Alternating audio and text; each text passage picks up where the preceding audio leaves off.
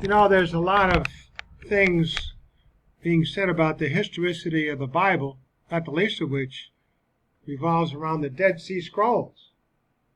A lot of myth. Let's take a look at some of the details.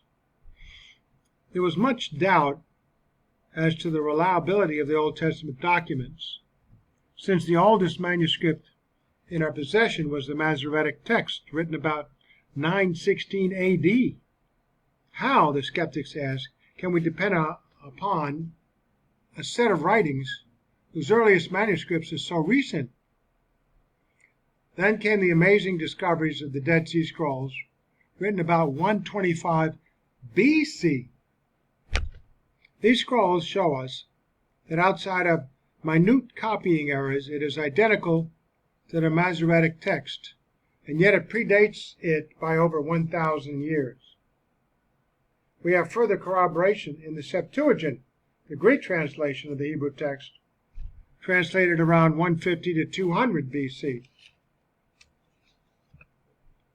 Yet, to please the skeptics, the best documentary evidence for the reliability of the biblical text must come from the documents external to the biblical texts themselves. There has always been doubt concerning the stories of Abraham and the Patriarchs found in the books attributed to Moses, the Pentateuch. The skeptics maintain that there is no method of ascertaining their reliability, since we have no corroboration from external secular accounts. This has all changed. For instance, just take a look at. So, let's take a look. Discoveries at Nuzi, Mari, and Assyrian, Hittite, Sumerian, and Eshuna codes. Who knows what the pronunciation is?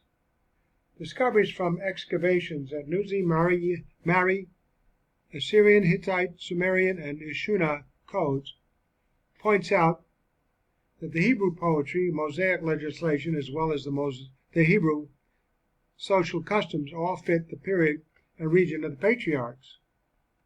Descriptions of Hittite civilization. According to the historians, there were no Hittites at the time of Abraham. Thus, the historicity of the biblical accounts describing them was questionable. Now we know from inscriptions of that period that there were 1,200 years of Hittite civilization, much of it corresponding with the patriarchal period. One thought here.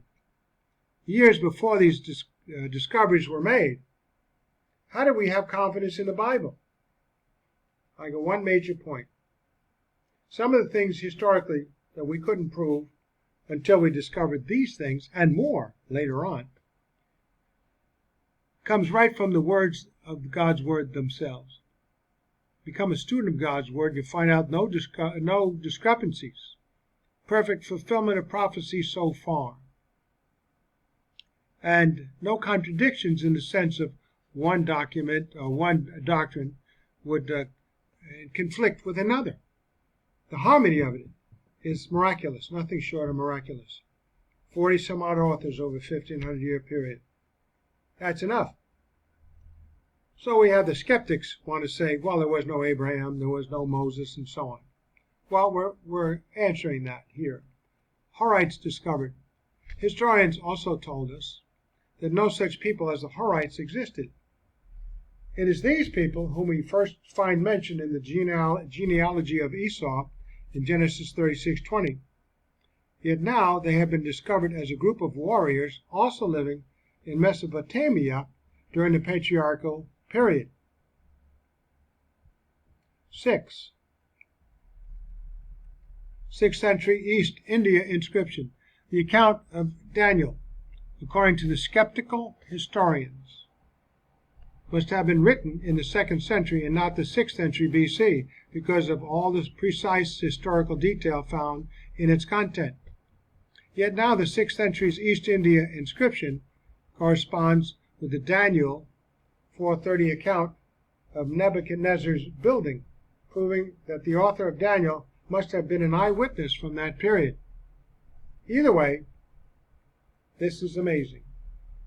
The strongest case for extra-biblical corroboration of the Patriarchal period is found in 4 sets of tablets, which have been and are continuing to be uncovered from that area of the world. They demonstrate that the biblical account is indeed historically reliable. Let's briefly look at all 4 sets of tablets. Amarna tablets from Egypt, mentioning the Habiru and Apiru in Hebrew, which was first applied to Abraham in Genesis 14:13. The Ebla tablets, 17,000 tablets from Tel Mardik, northern Syria, dating from 2300 BC, shows us that 1,000 years before Moses' laws, customs, and events were recorded in writing in that part of the world, and that the judicial proceedings and case laws were very similar to the Deuteronomy law code. Deuteronomy 22:22-30 codes on punishment for sex offenses. One tablet mentions and lists the 5 cities of Sodom, Gomorrah, Admah, Zeboim, and Zoar, in the exact sequence which we find in Genesis 14:8. Until these tablets were uncovered, the existence of Sodom and Gomorrah had always been in doubt by historians. The Mari tablets from the Euphrates mentions King Arioch of Genesis 14 and lists the towns of Nahor and Haran, Genesis 24:10, as well as the names Benjamin and Habiru. 10. Nuzi tablets. The Nuzi tablets from Iraq speak about a number of customs which we find in the Pentateuch, such as a barren wife giving a handmaiden to her husband, Hagar.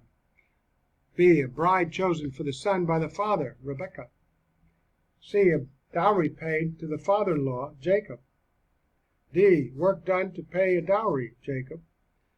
E. The unchanging oral will of a father, Isaac. F. A father giving his daughter a slave girl, Leah, Rachel. G. The sentence of death for stealing a cult god, Jacob. Because of these extra-biblical discoveries, many of the historians are now changing their position.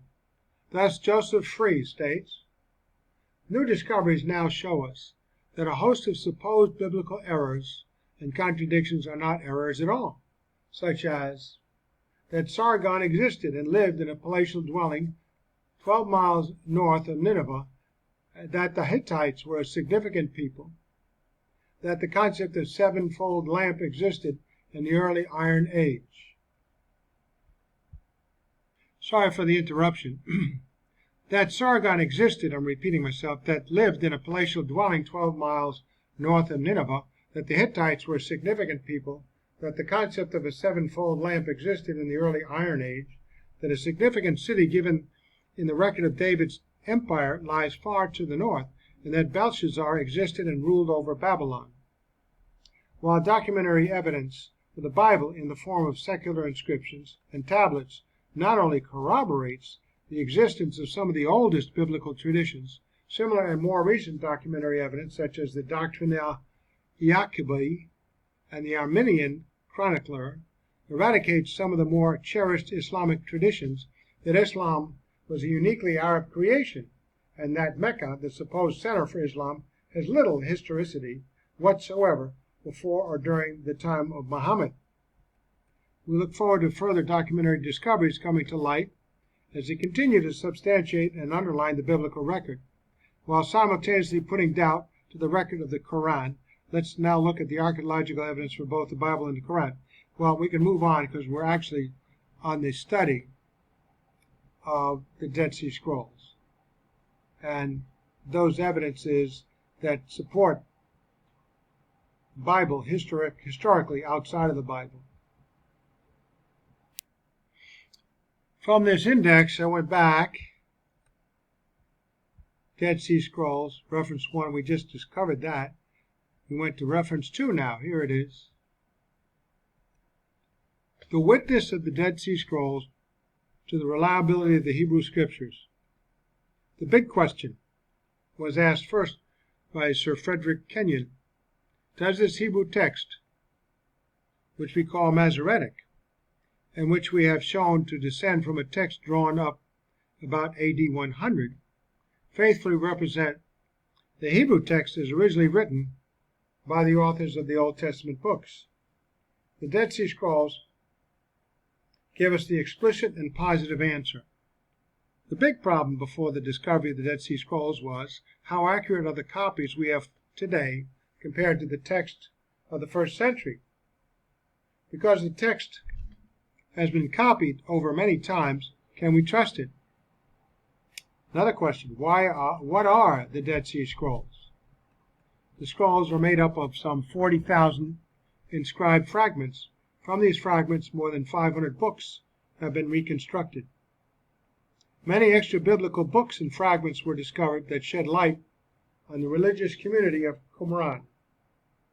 Such writings as the Septuagint documents, Septuagint, a rule of the community, literally, and the Manual of Discipline help us to understand the purpose of daily Qumran life.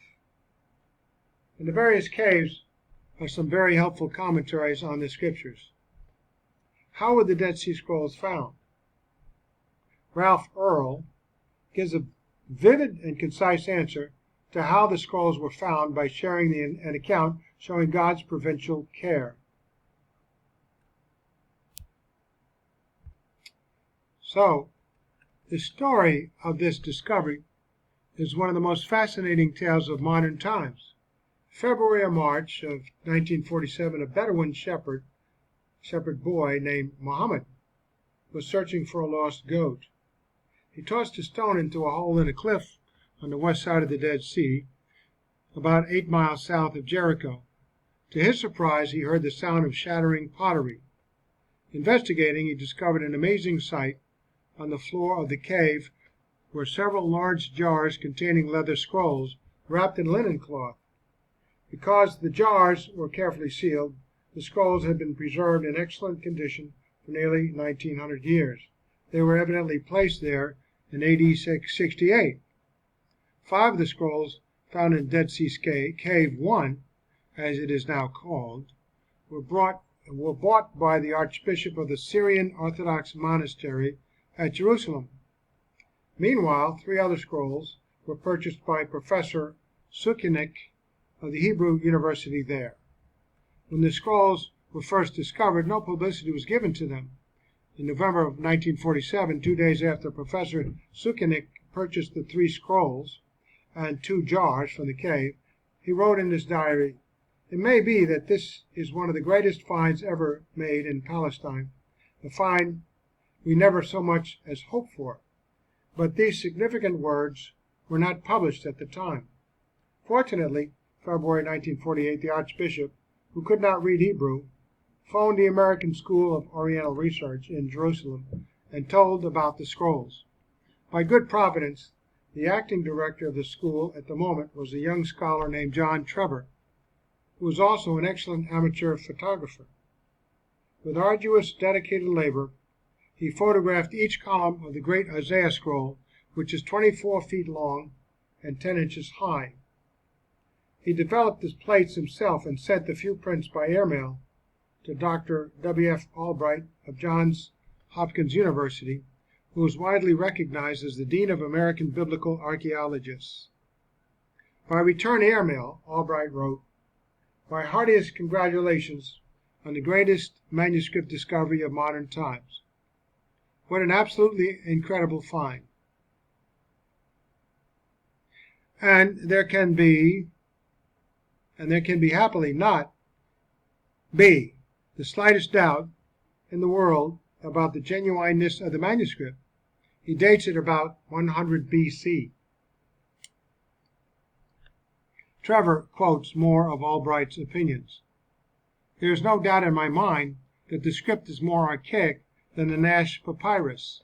I should prefer a date around 100 BC. Now, Josh McDowell writes in The New Evidence That Demands a Verdict, this is a must book.